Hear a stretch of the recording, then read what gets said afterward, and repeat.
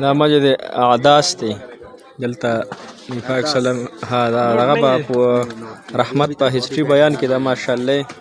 دا غي برکات دي برکات پاکستان زنده باد عمران خان زنده باد دلته دا د شعوتبه او د شیبه باغ و کنه هغه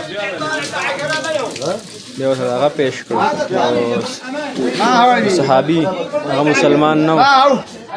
هغه ولا قجوري وته پیش کړو قجوري چې څنګه دی خو واغه رسول الله مبارک هدیه نو بسم الله وی هغه است مسلمان شو دا بهترین دا باغات ها دي تاريخ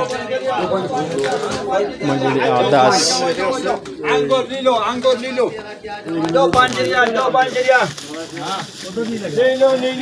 لیلو आलू छोला की तरह